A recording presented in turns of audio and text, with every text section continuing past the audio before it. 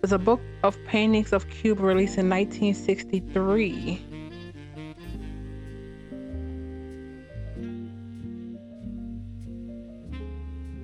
It's credited to Marcia Barbin. At first glance, it doesn't seem to be related to your search engine. First glance, though?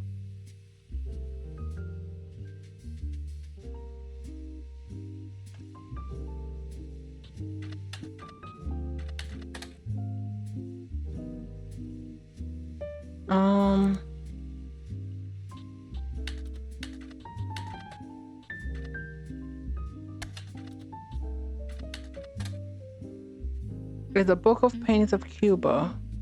On second glance, it still doesn't seem. Come on with these glances. Oh man, you're killing me. I'm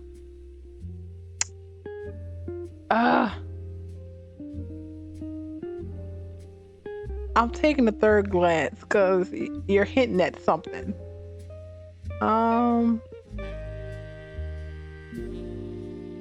I did not realize there was freaking hotkeys. That's annoying.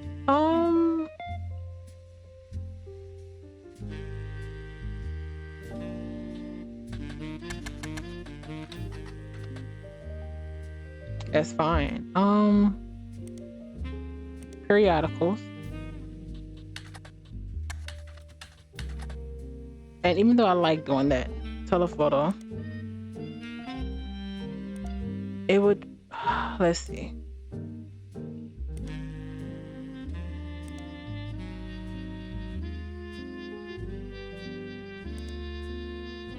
Wait, what was the Mid-Eastern? No.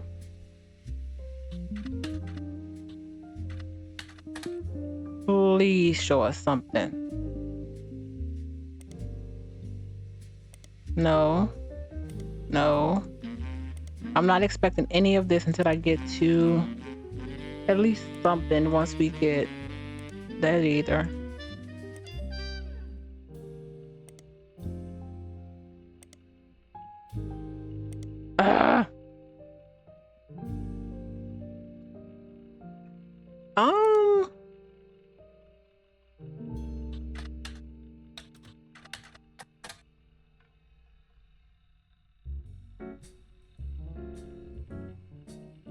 $1963.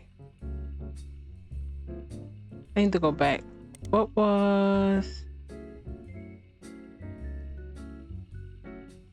the library?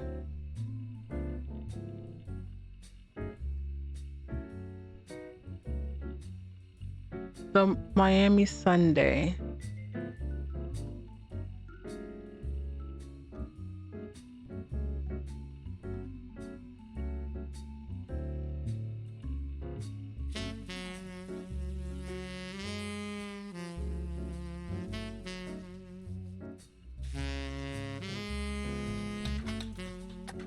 Come on. Oh, okay. Lasted 1 year, 1949 and 1950. You find a small website about quirky printing history facts that mentions that the Miami Mercury Sunday was the outcome of merging two small failing newspapers. This resulted in one larger failing newspaper, which was only notable to the author because by combining the names in the way they did, it was tied for the longest title for an American newspaper at the time, with the newspaper in Jefferson, Texas.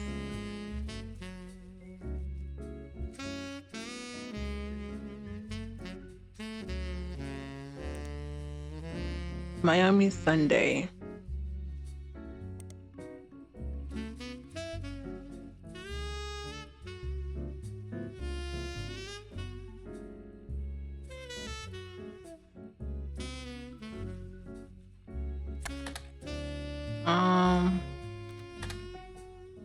Mercury. Thank you. Discovered every periodical. Is now defunct, which merged with the Miami Sunday. Miami Mercury Sunday went out of business. It seems at some point during this process, it was at least partially archived and available via your periodical search. Okay. Come on. You're killing me.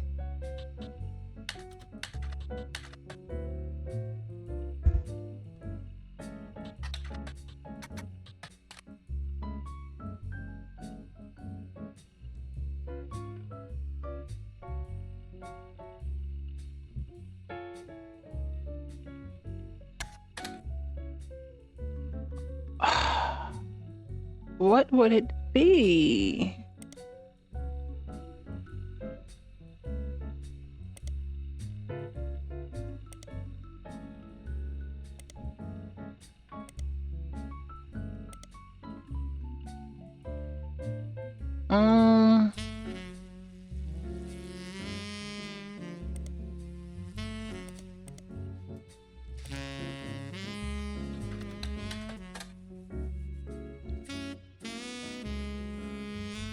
Well, I don't know if there was any stuff in Florida.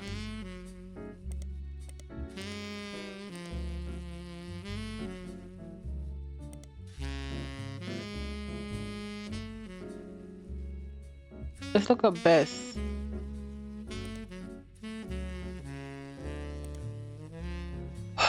Something. Let's go back to best. Built in 1928. So that has to be, yeah, the statue has to be her. It mentions Bess's young son, now an orphan.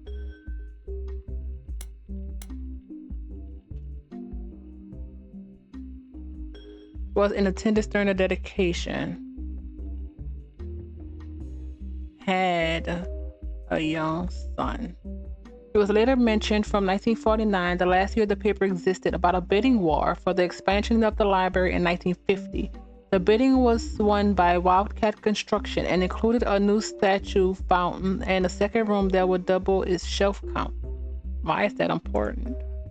Wildcat Construction. Worked on many buildings in Miami, Florida. Seems to have ceased operations in 1960.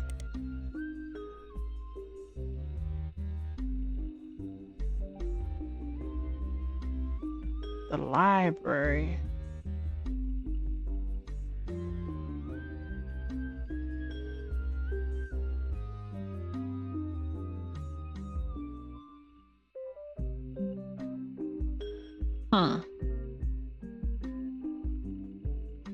Who owned it? Wildcat Construction.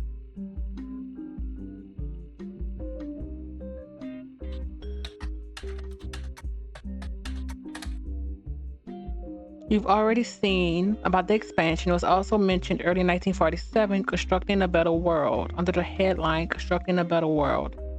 Frank Wildcat Williams left Florida in 1941, a construction worker.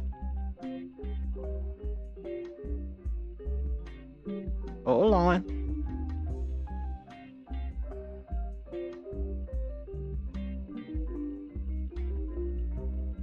So, highlights. That's his son. Well, it's not a question mark. That's an obvious thing. That's his son. Was a construction worker. He won the Navy Cross for his bravery and sacrifice, having carried a fellow soldier to turned hero. Soldier, Navy.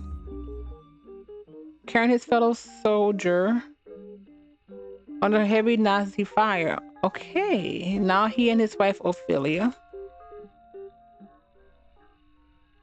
are carrying his fellow soldiers through tough times at home. Wildcat Construction is Frank's company focused on creating opportunities for soldiers finding difficulty getting back to normal. Ophelia has handed outreach to the wives of local veterans, who are often able to provide insight into their husband's needs and conditions. She has, through such outreach, found 16 veterans of the war to serve as Frank's employees. The community support has been unendingly and overwhelmingly positive. It has gotten to the point where If Frank bids on a project, other local companies have decided to step back and let his soldiers handle it. That's nice. This has been a bit of a sore spot for local politicians and business owners, as the bids are often not as low as they expected. The problem for them is that essentially Frank has a selective monopoly, but any attempt to circumvent it has caused an uproar and accusations of being un-American. It's uncertain what will become of Wildcat Constructions, but at least for now, we're rooting for them. Okay. I'm rooting for y'all too. That was nice. Owner of Wildcat Construction.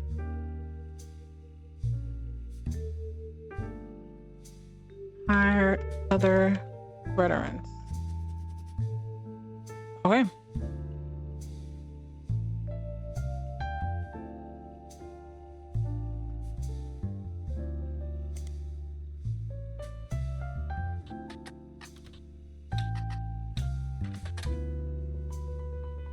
All right.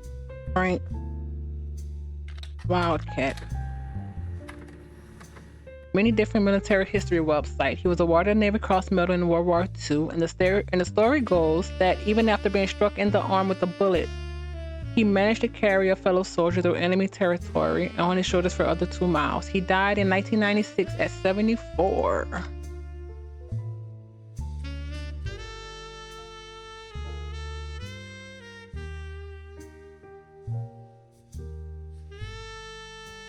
In a retirement community in Sweetwater, Florida, an obituary on the website of a local news channel that was written by his surviving family also sheds light on some of his personal life. He grew up an orphan because his family died in a hurricane when he was very young. He could barely remember his mother and had no memory of his father. After the war, he ran a construction company that mainly hired World War II vets and did a lot of jobs in and around the greater Miami area. He was a born joker and shining light to those veterans who needed it most. An anecdote mentions that he used to insist he married his wife Ophelia as a matter of courtesy and obedience. She wouldn't have changed her last name. A photo is attached of Frank in his youth juggling hammers in front of one of his construction sites, as he was often known to do. According to the article, he is survived by Ophelia and daughters Barb and Sharon. There we go.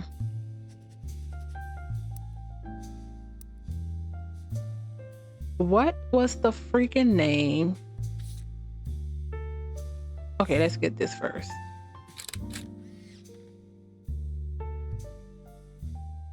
Okay.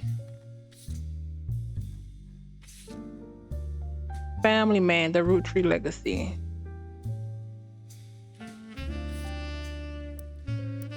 Let's try this again.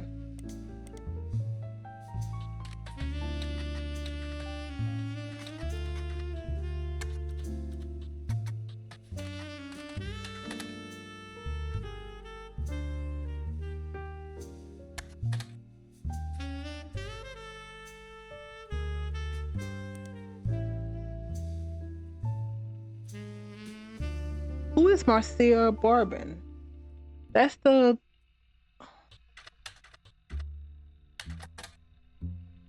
I need to figure this out.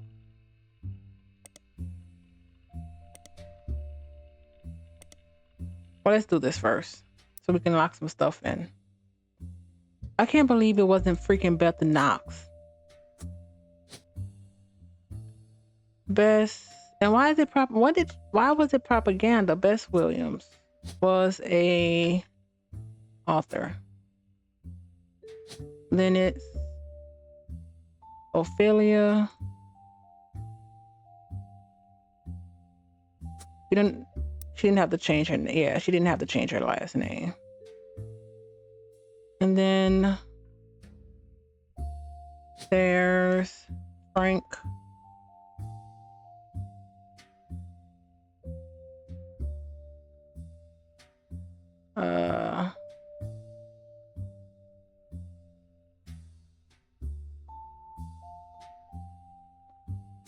Williams.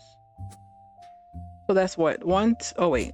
He was technically he was an owner, but construction. So 1, 2. That's for sure right. Maybe 3. Something's still not right.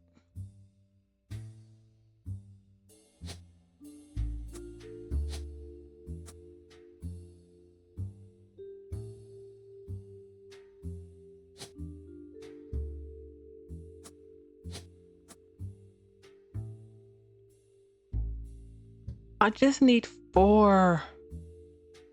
Bess Williams, author.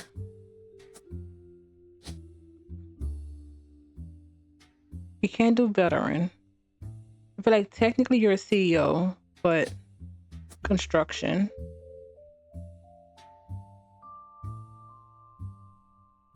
Oh, you adopted somebody.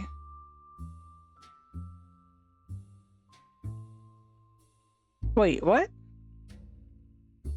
Oh, you two split up.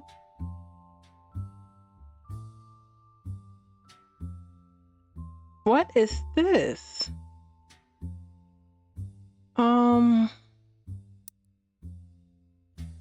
Frank Williams, Ophelia Williams. Oh man, what is happening?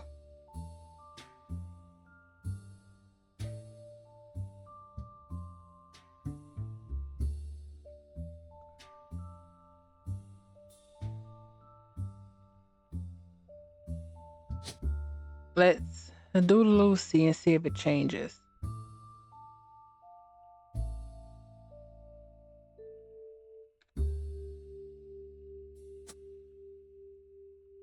Really? I just need 4. 1. Maybe 2.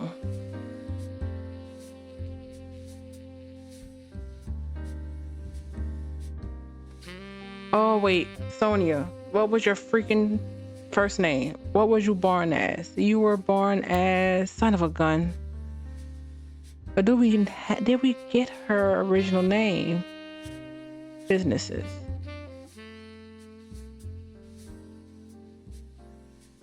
It was Brazil. Was it? Let's go back. Lucy, Han, Flavio.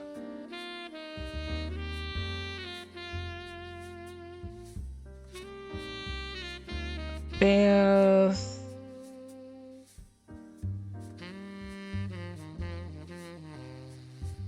All. Okay, no. Let's go to search. History. Where's Flavio?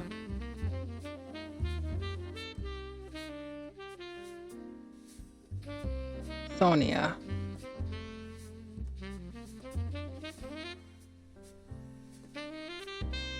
What's Robin?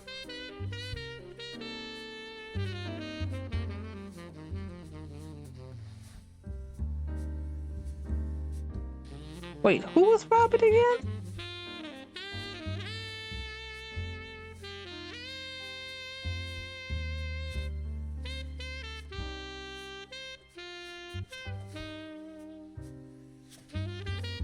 Robin sold off her father's assets the year he died.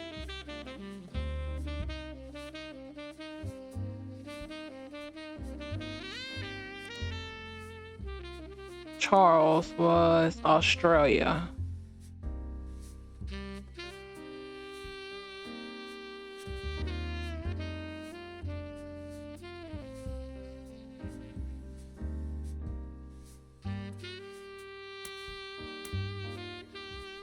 Why did I put no children?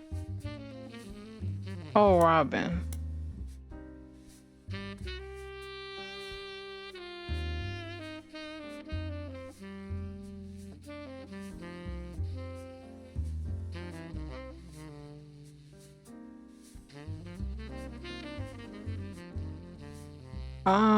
That's not what I was looking for technically.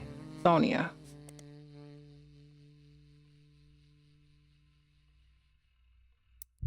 Let's try Elvis.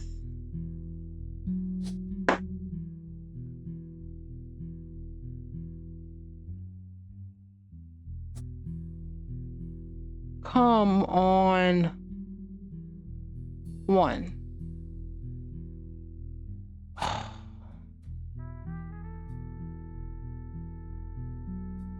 What did I take it from?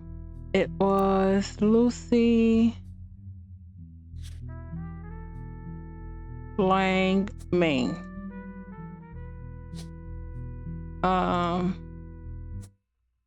Thank you. Oh my God.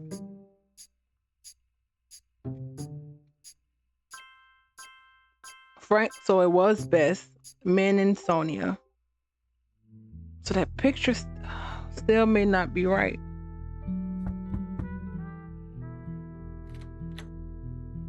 Oh, you guys are talking. It's us. So I just have to say, the work you're doing here is fantastic. Thank you. So fantastic, in fact. Do you want us to? Do you want me to stop? There goes Clark. Always the bad cop. Go ahead. Well, our law firm, Ruby Legal Enterprises, is having trouble keeping up. They're actually begging us to stop submitting new Roottrees. They said it's getting difficult to verify your progress. Well, consider that a good thing. I told Clark you'd get results. She says that like I didn't believe her. Regardless, the bad news is it's going to take 5 potential tree additions before anyone locks in from now on. Really? Good luck. And keep up the good work. Aw.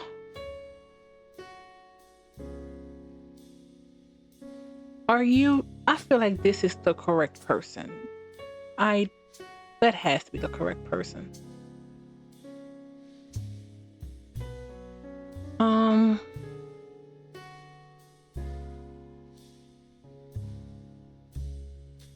Okay, because I don't even know if I'm going to be able to get this. Let's try to fill this out. Because that was 1, 2, 3. That would give us 5 if this is incorrect. And if we don't get that, we'll know this is incorrect. For sure.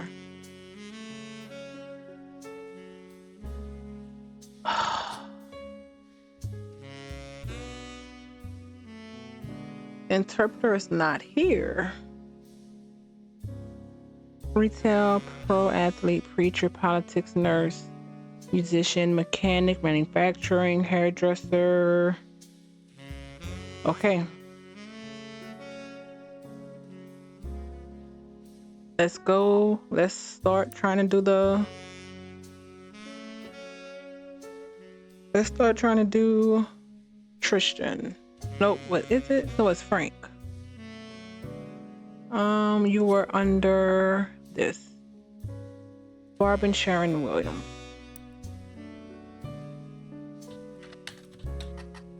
Let's do Sharon. We actually have a full name. Barb could be a full name, but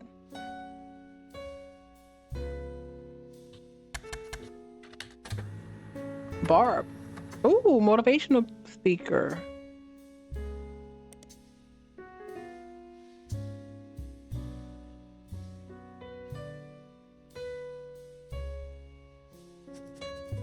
She has a website that explains the services she offers. Her company address is listed as in Coconut Grove, Florida. The flyer has been made to your evidence.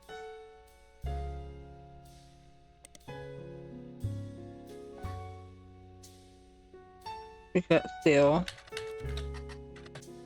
Okay, fine.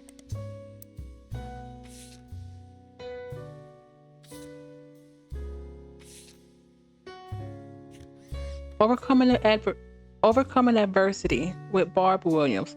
Her story will surprise you, uplift you, then energize you. Greta Jones. A lesson that anyone can take something away from. An intimate evening with a truly wonderful message. Book Barb for corporate retreats, church events, or even school assemblies. She can customize her message for any audience. Okay. 5. It's crazy. or advertises her career as a motivational speaker online. The flyer includes 3 different testimonials from Greta Jones from WQT12, TV12, Vic Elmsworth from Kekwa Falls Gazette, and Isabel Crosby, the superintendent of Benton County. 5 is crazy. Let's do Greta. Ugh.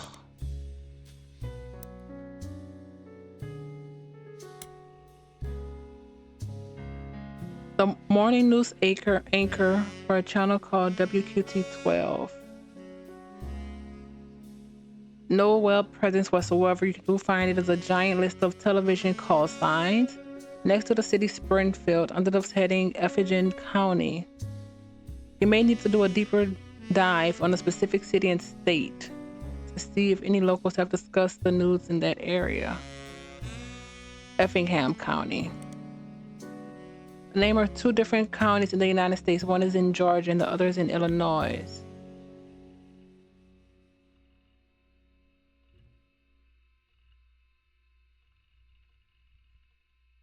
Okay, so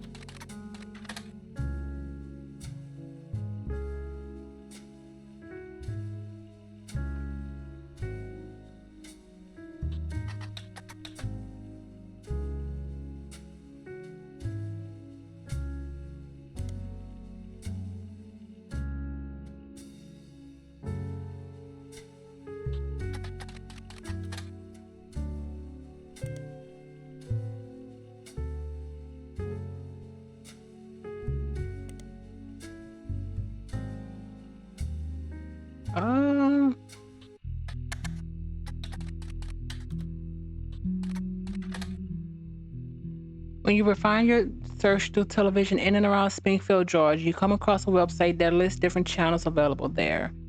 The list seems to only feature broadcasts from females news anchor. The person who runs the website has ranked each using 3 categories. None of are relevant to journalism. Greta Flores.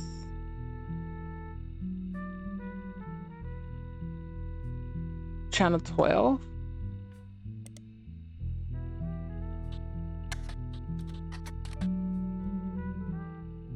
She went by Greta Jones before a divorce. Is this relevant to anything?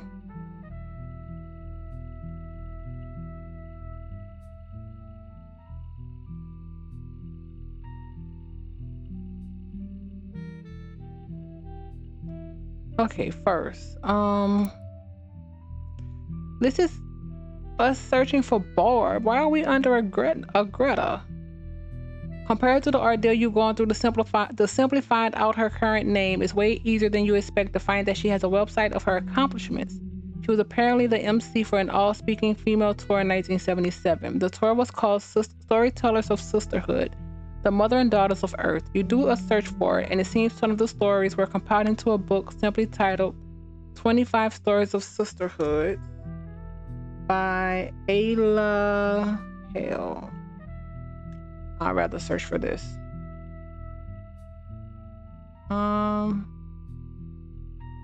Crap. 25 Stories of Sisterhood. Let's see if we can actually do this. I don't understand. Fine. Stories by. This is a story anthology of stories told on a few different Storytellers of Sisterhood tours. It contains direct transcripts of the well-received stories told on stage. Ayla Hale is the editor, not the sole author.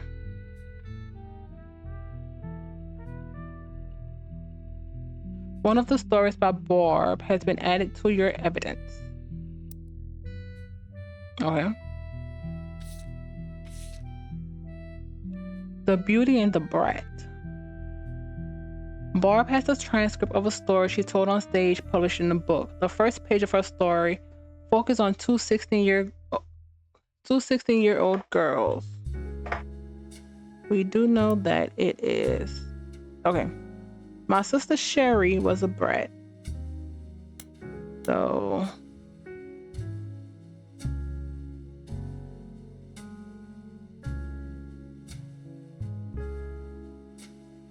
always sulking, often disobedient, never on time. She borrowed things without asking and even ran away from home only to sneak back the next day like nothing had happened. Wait. What am I missing?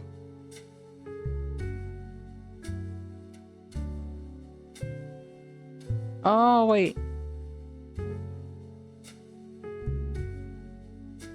I'm confused.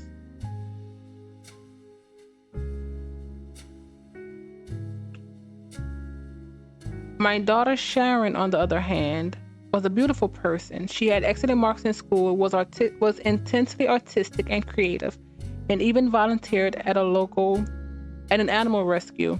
She continues to tell stories of the two girls until she shifts the. Oh wait, okay, got it. Never mind. Until she shifts the narrative. What was the difference between Sherry the brat and Sharon the beauty? Is it nature, nurture, a better education, different opportunities? The answer is nothing. There were no difference because my sister and my daughter are the same girl.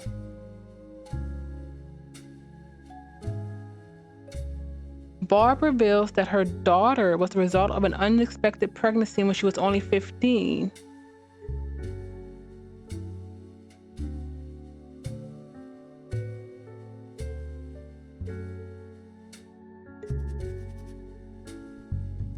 I met a boy at a... Are you serious? Okay, so you guys had Barb.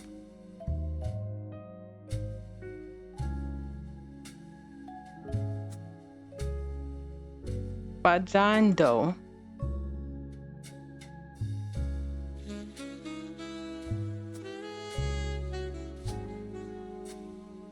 And then you had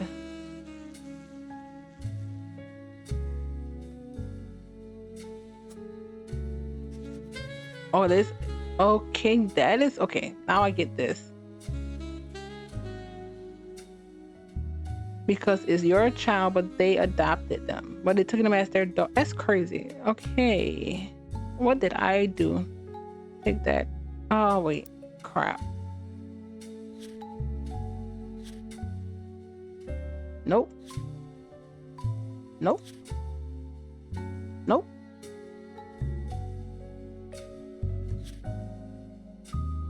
Okay, let's go back. I met a boy at a county fair. Unlike us, he lived in a nice part of town. He went to a good school. To a teenage girl, it felt like a fairy tale, but there was boxes all over his house. He was moving in 3 days. Those 3 days were heaven to me. The final night, he surprised me. He told me he could actually see me again.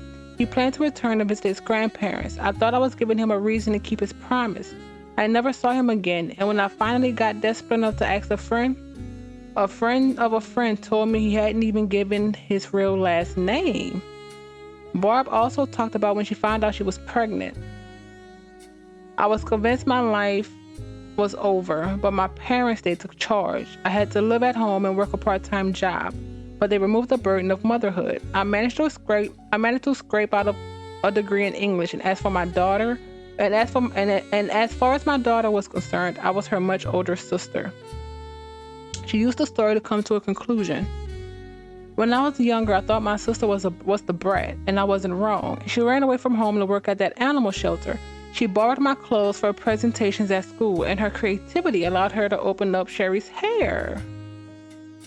Okay, I need to go back to... Let's just do... Crap.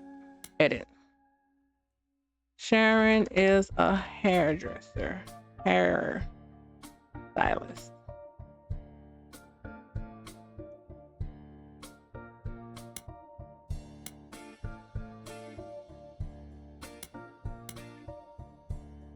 owns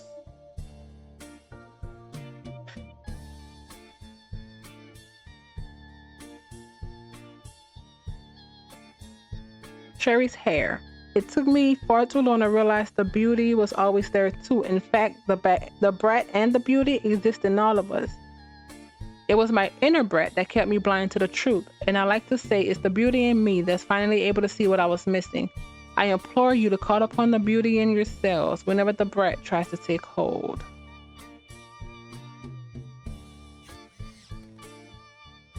Okay, so we do know that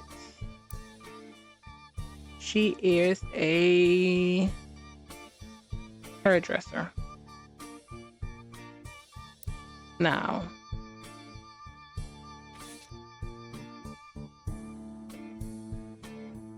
where was the...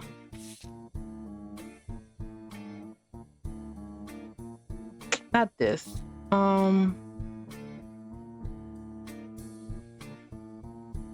Where's the other paper we had? Jones, Regina.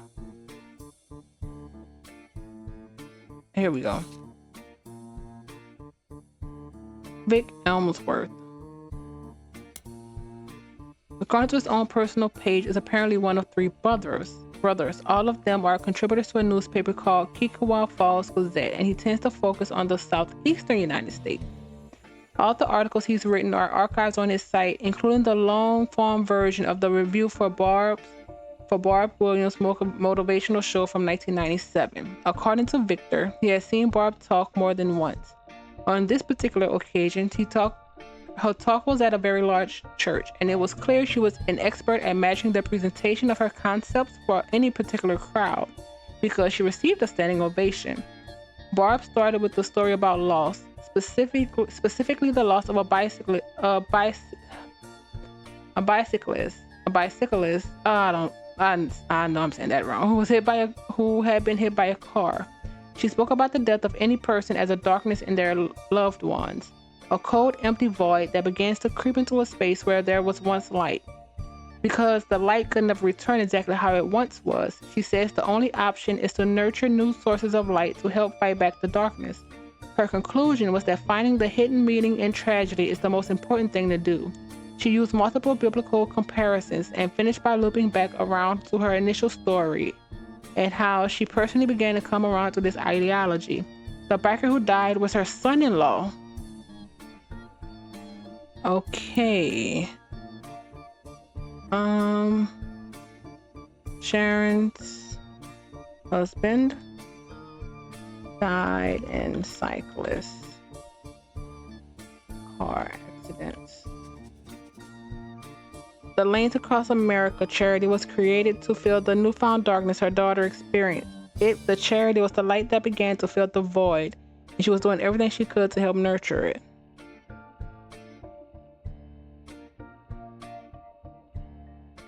Lanes Across America. Focus on adding bike lanes to major cities. Mentions Lanes Across America have a similar summary in them. LAA, formerly LAM, was founded in 1987 after the death of Drew Smith.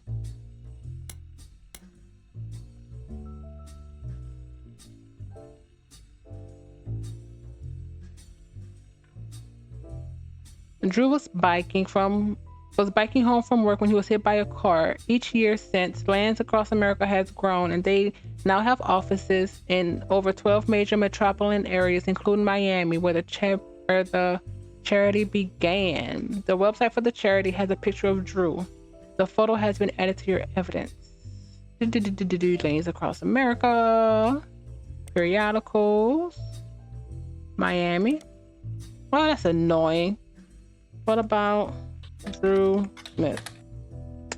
That should have been Elias. Let's see. Let's do this first. Oh, Andrew Shore.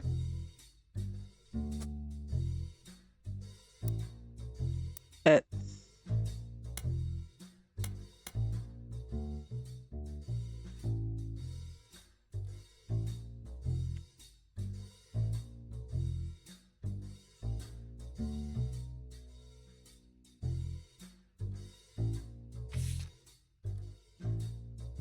Oh, this must be Sharon. Oh.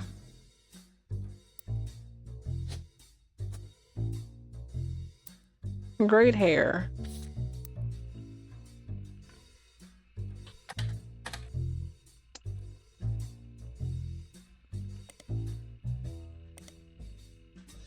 Because why not? It won't hurt.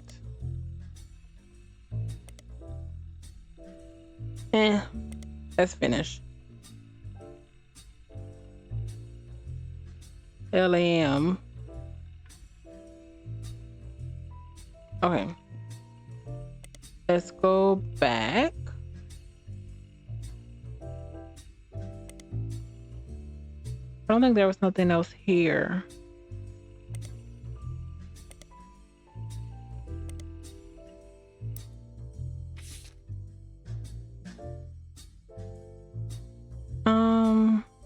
Let's just, because I guess.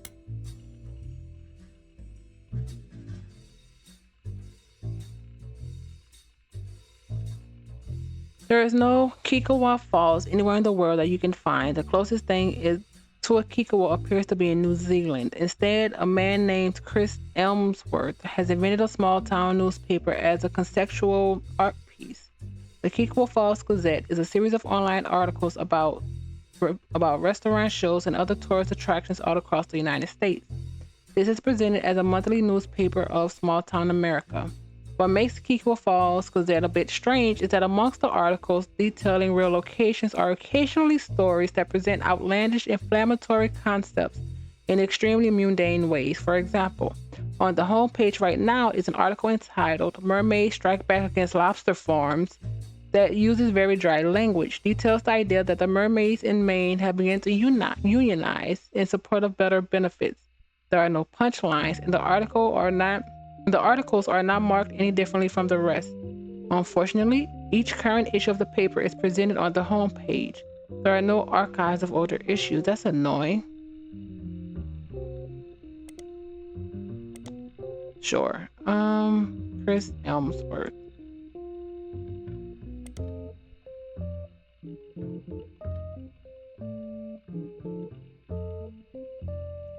Why not? Nope. Nope.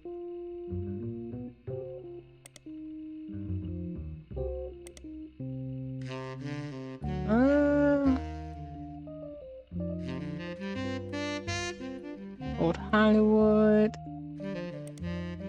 Okay. And last but not least, Isabel Crosby. It could be nothing. Let's go back.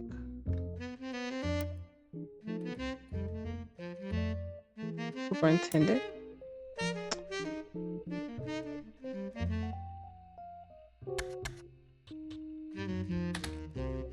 Isabel Crosby, according to a flyer, is the superintendent of Benton County. There are Benton County in 9 different states. There hasn't been a Benton County in Florida since 1850, so you're not sure which one she comes from. Doesn't lead to anything. Okay, that's fine. Let's do Sherry.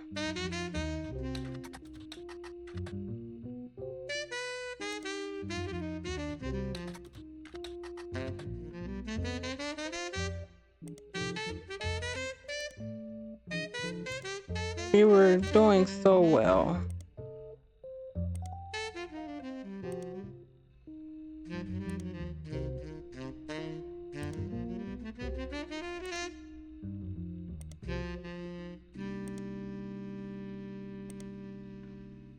Okay, I guess not.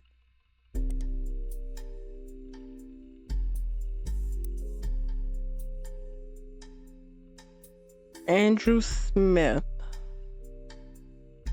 Let's try Sherry's hair. Orlando. The owner of the business is listed as Sherry. Oh my God. Yaster Zermitsky has a large van and on weekends can bring the style of Brittany, Christine, and even the Rachel to your door. The About Sherry section is very, very long and presented as one. Let's do this.